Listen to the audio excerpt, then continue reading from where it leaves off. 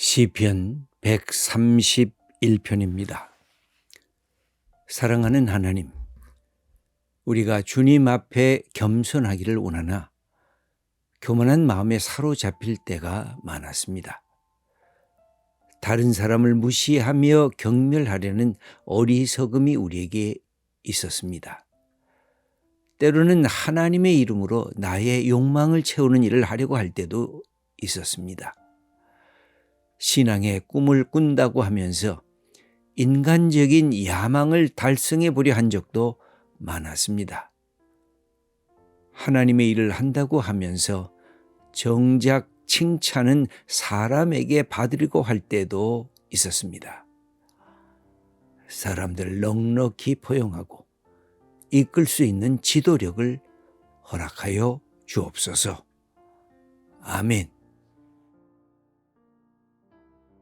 오늘 본문은 아주 작은 몇 절 안 되는 본문인데, 본문에 이 시를 쓴 사람을 다윗의 시다 이렇게 표현하고 있습니다. 다윗이 됐다는 생각을 가지시고 이 시편을 읽으면 훨씬 더 이해가 잘 될 것입니다.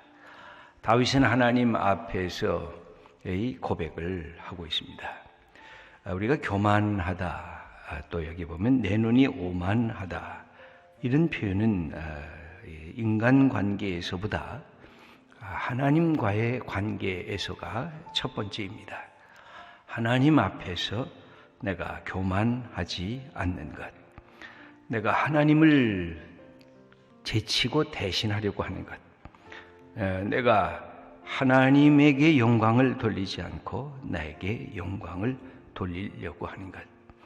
예수님의 눈에는 당대의 바리새인들과 서기관들이 그렇게 보였습니다. 가장 하나님 사랑하고 하나님의 말씀대로 살지만 그 마음에 하나님을 사랑하는 마음이 없습니다. 하나님 앞에서 두렵고 떨리는 마음이 없습니다. 여러분, 우리의 인생에 겸손해지는 방법은 내가 하나님 앞에 두렵고 떨리는 마음이 있으면 마음이 이렇게 열려지게 되어 있습니다. 내 것을 이렇게 막 고집하는 사람들 보면 이것은 내 습관이다, 이것은 내 방식이다, 이것은 나는 전혀 바꿀 수 없다. 사실은 교만한 사람들이라고 하는 것은 자기 자신을 바꿀 수 없다고 그렇게 자기에게 장벽을 딱 쳐놓는 사람들. 난 이건 못 바꿔. 하나님 이외에 우리가 우리의 자신을 바꾸지 않을 것이 하나도 없습니다. 우리가 갖고 있는 우리의 삶이란 늘 내가 변화하기를 원하고 하나님 앞에서 또 순전한 마음으로 나아가기를 원하면 이게 겸손한 마음이 되는 것입니다. 하나님이 다윗을 소중하게 여기고 다윗을 기뻐한 것은 다윗이 인간적인 약점에도 불구하고 하나님 앞에서 이것이 잘못됐다고 판단이 되면 그가 모든 것을 순종했던 것입니다. 그렇게 떠들다가도 침묵을 하고, 그렇게 침묵을 하다가도 소리쳐 외치고, 이것이 다윗이 갖고 있었던 삶의 내용이라고 할 수가 있습니다. 그러면서 하나님께서 내 인생을 돌아보니까 여호와여, 하나님 앞에서 내 마음이 교만하지 아니했습니다. 내 눈이 높은 곳에서 남을 내려 누르고 남을 무시하려고 하는 오만함을 제가 거절했습니다. 그리고 내가 큰 일과 감당하지 못할 놀라운 일을 하려고 힘쓰지 아니했습니다. 내 분수를 넘기려고 하지 아니했습니다. 이 표현을 하고 있는데 우리 1절의 말씀을 한번 함께 읽어보겠습니다. 여호와여, 내 마음이 교만하지 아니하고 내 눈이 오만하지 아니하오며 내가 큰 일과 감당하지 못할 놀라운 일을 하려고 힘쓰지 아니하나이다. 저는 1절을 제일 처음에 읽다가 어떻게 이렇게 말할 수가 있을까? 여호와여, 하나님이여, 나는 마음이 교만하지 않습니다. 나는 내 눈이 오만해서 높은 곳에서 다른 사람을 내려 누르려고 하지 않습니다. 이런 말을 할 수가 있는가? 이런 말 자체가 때로는 오만이 아닌가? 이런 생각을 가질 때도 있었습니다. 이것이 얼마나 오만한 마음인가. 하나님 앞에서 내가 교만합니다. 이렇게 해야지 이게 겸손하고, 하나님 내가 높은 곳에서 남을 멸시해 봤습니다. 이래야 겸손하는데 오히려 거꾸로 나 교만하지 않습니다. 나 오만하지 않습니다. 이 말을 할 수 있는 이 자리가 도대체 어딜까? 제가 신약에서 예수님의 이 말씀을 쭉 읽다가 예수님께서 나는 겸손하고 온유하다 하는 말씀을 하셨을 때 이거 예수님 굉장히 교만한 이 표현이 아닌가. 어떻게 나는 겸손하고 나는 온유하다고 얘기를 할 수가 있겠습니까? 여러분들이 다른 사람 앞에 가서 나는 겸손하고 나는 온유합니다 그러면 저놈 되게 교만한 사람이구나 하고 그렇게 거꾸로 얘기할 그런 우리의 마음이 있을 것입니다. 그런데 오늘 이 본문을 보면 다윗이 자기가 하나님 앞에서 나는 교만하지 아니했고 나는 오만하지 아니했다고 하는 이 표현이 도대체 뭘까? 정말 다윗이 교만해서 그랬을까? 다윗은 하나님 앞에서 하나님의 뜻이면 내가 순종하려고 하는 그 마음이 내게는 있었습니다. 성경은 놀랍게도 다윗을 갖다 하나님의 마음을 기쁘게 해드린 자다, 하나님의 마음에 합한 자다 이렇게 표현을 하고 있습니다. 그 모습이 바로 이 다윗이 하나님 앞에 교만하지 아니하고 하나님 앞에 오만하지 아니한 그 모습이라고 할 수가 있습니다. 성경은 교만한 사람들의 모습을 참으로 많이 기록해 주고 있습니다. 사울 왕의 교만도 얘기를 하고 있고, 우시야 왕이라고 하는 사람은 정치적 성공을 자기가 자랑스럽게 생각하면서 교만해졌습니다. 그리고 악을 행하고 하나님 앞에 죄를 지었다고 역대하 26장에 기록이 되어 있고, 제사장이 해야 할 일을 자기가 다 할 수 있다고 그렇게 나섰을 때 하나님께 진노를 사면서 그 이마에 문둥병이 발생하면서 왕의 자리에 물러갔던 일들이 대표적인 예로 나오지만, 성경에서 보면 하나님께서 제일 싫어하는 것이 이 교만인데, 잠언서 21장 4절을 보면 눈이 높은 것과 마음이 교만한 것과 악인이 형통한 것은 다 죄니라. 여러분, 악인이 형통한 게 죄다 그렇게 표현하고 있고, 마음이 교만한 것도 죄고 눈이 높은 것도 죄다 이렇게 표현을 하고 있습니다. 또 시편 101편 5절을 보면 내가 눈이 높고 교만한 자를 용납하지 아니하리다 하는, 하나님께서 제일 싫어하는 게 교만인 것입니다. 교만이란, 그래서 이것은 영적인 문제고 이것은 하나의 우리의 신앙적인 문제라고 할 수가 있는 것입니다. 하나님 없이도 내가 살아갈 수가 있다라고 하는 것이 교만의 극치입니다. 그러므로 우리가 하나님을 불신하는 것, 하나님을 외면하는 것, 나의 신은 돈이고 나의 신은 권력이고 나의 신은 이 세상에 갖고 있는 이 신분이 나의 신이다, 나의 우상이다, 이렇게 생각하는 모든 태도들이 하나님의 마음을 아프게 하는 인간의 교만이라고 하는 말씀입니다. 거기에 보면 그 1절 마지막 부분에 아주 흥미로운 이 다윗의 고백이 있는데, 내가 큰 일과 감당하지 못할 놀라운 일을 하려고 힘쓰지 아니하나이다 그렇게 말하고 있습니다.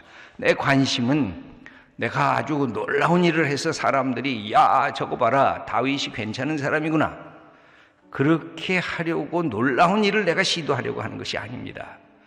여러분, 사실 다윗이 얼마나 놀라운 일을 시도했습니까?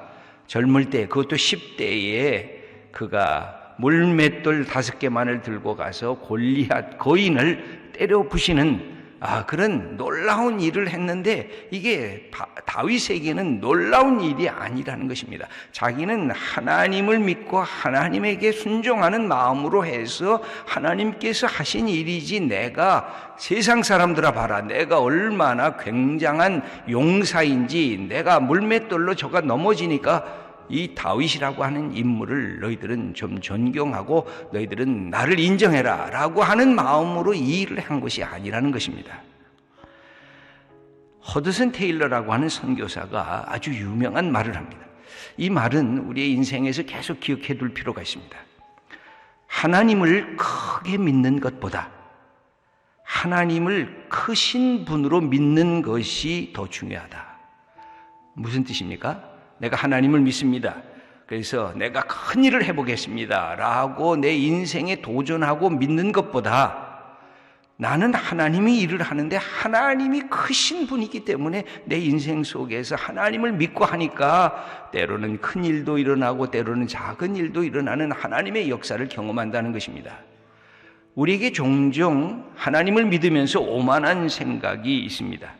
하나님, 나 같은 사람을 사용하셨군요.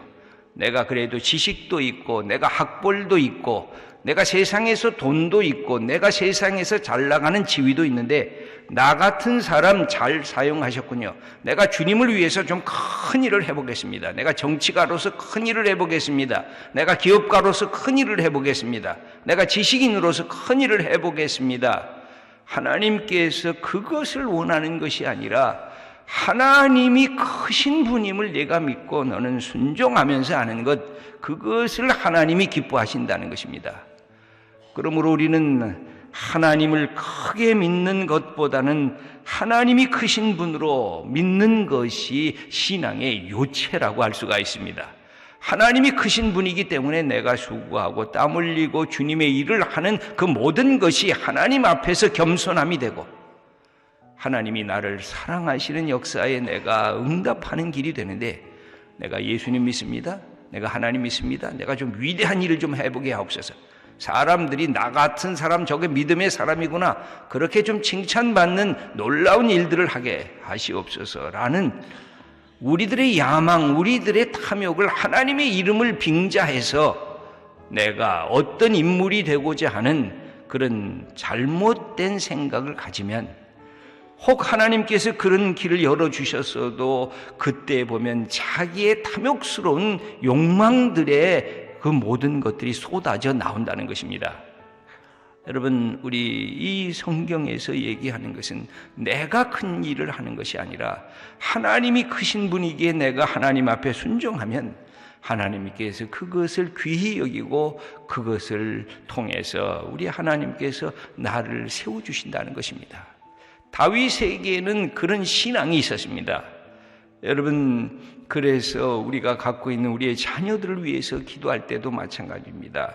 우리의 자녀들을 통해서 하나님 위대한 일을 좀 하게 도와달라고 그렇게 기도하는 것이 좋기보다는 하나님이 얼마나 위대하신 분이신지, 하나님이 얼마나 큰 창조주시고 하나님이 참으로 크신 사랑의 하나님이신지를 내 아들과 내 딸이 믿고 순종함으로 인생을 살아가게 하시옵소서. 그때 하나님께서 그 우리의 사랑하는 자녀들을 사용하고 하나님의 사람으로 세울 수 있는 역사가 나타나는 것입니다.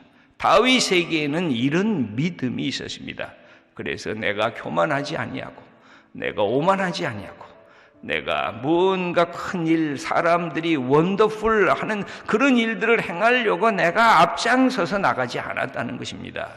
내가 믿는 것은 하나님이 위대하시기에 하나님이 말씀하시면 순종하고 하나님이 멈추라고 그러시면 멈추고 하나님이 가라고 하시면 내가 가겠습니다 라고 하는 신앙의 그 겸손한 고백을 이 시인 다윗이 우리에게 가르쳐 주는 것입니다. 그러면서 2절에 우리에게 전 다윗이 굉장히 멋진 사람이에요. 다윗의 이 시를 읽어보면 세상에 고난과 슬픔과 외로움과 이 절망을 다 당하면서도 그 속에서 하나님을 사랑하는데 그 사랑하는 모습이 시를 통해서 아주 이 찬양을 통해서 어떻게 그 마음이 잘 다가오는지 모르겠습니다. 2절 말씀을 우리 함께 읽겠습니다. 실로 내가 내 영혼으로 고요하고 평안하게 하기를 젖된 아이가 그의 어머니 품에 있음 같게 하였나니 내 영혼아 젖된 아이와 같도다. 여기 두 번 반복해서 나오는 게 내 영혼이라는 말과 또 젖된 아이라고 하는 말이 나옵니다. 여러분, 젖된 아이가 도대체 뭘까요? 왜 젖된 아이라 그랬을까요? 어머니의 품에 젖된 아이. 여러분 기억하십니까? 우리 자녀들이 젖을 먹을 때, 그리고 젖을 먹고 이제는 스스로 자, 어머니의 젖에서부터 자기가 자유로워지면서 밥을 먹기 시작할 때 그 일이 나옵니다. 젖 먹을 때는 누가 어머니냐면 젖 주는 사람이 어머니입니다. 젖을 먹으면 기분이 좋고, 젖을 먹으면 만족하고, 젖을 안 주면 이 어머니 가짜 어머니고, 젖을 안 주면 내가 불평하고 불만이 가득한 존재가 됩니다. 그런데 젖을 뗐는데도, 엄마가 젖을 지금 안 주는데도 젖을 떼고 내가 밥을 먹을 수 있는데, 그 젖된 아이가 어머니의 품에 안겨 있는 그런 모습이 고요하고 평온하다는 말씀입니다. 이 말은 우리의 신앙의 성숙의 의미를 표현하기도 합니다. 여러분, 우리가 예수 믿을 때 우리는 전부 다 기복적입니다. 예수 믿을 때 하나님 우리 아들 대학교, 우리 딸 대학교 시집장가 잘 가고 돈벌이도 잘하고, 우리가 갖고 있는 기도의 많은 부분이 기복적인 요구를 하고 있는 것이 사실입니다. 그게 나쁘다는 게 아닙니다. 왜냐하면 신앙은 기본적으로 기복적이기 때문에 그렇습니다. 하늘과 땅을 만드신 하나님께서 이 물질의 세계도 만드셨기 때문에 우리가 하나님께 기복하는 것, 복을 구하는 것은 좋은 것입니다. 그런데 이것이 기복주의가 되는 것은 뭘까요?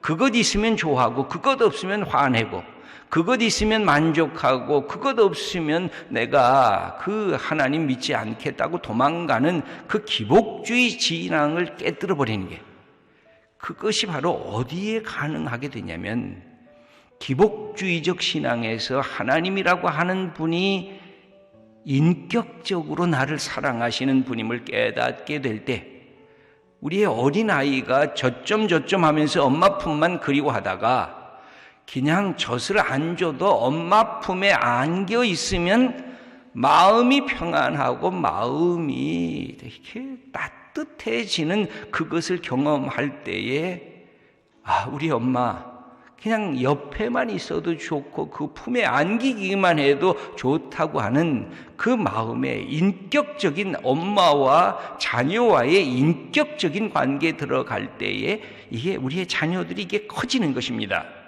우리가 하나님과의 관계에 있어서도 하나님 이것 좀 저것 좀 이것도 저것도 라고 하는 물질과 보이는 세계 속에 대한 요구만을 하다가 우리 하나님의 인격, 우리 하나님이 예수님을 통한 사랑, 하나님의 놀라우신 지혜, 이것을 경험하면서 맞습니다, 내가 하나님만으로 만족하겠습니다, 내 인생에 이것이 없어도 내가 갖고 있는 지금 소원하는 물질의 세계, 보이는 세계에 이것이 없어도 내가 하나님으로 만족하겠습니다 라는 고백을 하게 될 때 신앙은 엄청난 성숙의 자리에 들어가게 되는 것입니다. 그런데 다윗이 그렇게 말씀합니다. 내가 젖된 아이가 어머니의 품속에 있는 것처럼 내가 주님 품에 안기면 평안하고 내 마음에 큰 여유와 사랑의 기쁨이 있다고 하는 고백입니다. 그러므로 이 시인은 한마디로 하나님을 바라라는 것입니다. 내가 이렇게 하나님의 축복을 받았으니 여러분들이요, 이스라엘 온 백성들이요, 하나님을 바라면 여러분도 나와 같은 겸손하고 젖된 아이가 어머니의 품에 안겨서 마음의 평안과 기쁨을 누리는 것처럼 그런 평안을 누리게 될 거다. 여러분 3절의 말씀을 읽겠습니다. 이스라엘아, 지금부터 영원까지 여호와를 바랄지어다. 하나님에게만 소망을 두라는 것입니다. 하나님으로 만족하라는 것입니다. 사랑하는 귀한 성도 여러분, 여러분이 갖고 있는 물질의 소원들이 있으시면 기도하시기 바랍니다. 하나님 이것도 해주세요, 이것도 해주세요. 우리 아들, 딸 이렇게 해주세요. 내 인생에 내 남편, 내 아내 이렇게 해주세요. 우리 부모님들 이렇게 해주세요. 그런데 그것을 뛰어넘어서 우리 하나님의 사랑을 다시 그 안에서 절감하면서 하나님 젖된 아이처럼 저점 하면서 내가 어머니의 품을 그리워했던 그것에서 젖을 안 먹어도 어머니의 품을 사랑하고 좋아했던 것처럼 내 하나님 아버지의 품에서 이 주님의 사랑으로 내가 만족하는 하나님의 사람 되게 해주세요 하고 우리의 신앙을 고백하며 또 오늘도 한 걸음 예수님에게 우리의 소망이 있고 하나님에게 우리의 소망이 있습니다. 우리 이 귀한 하나님의 복을 우리가 받고 기뻐하는 주님의 사람들 다 되시기를 축원합니다.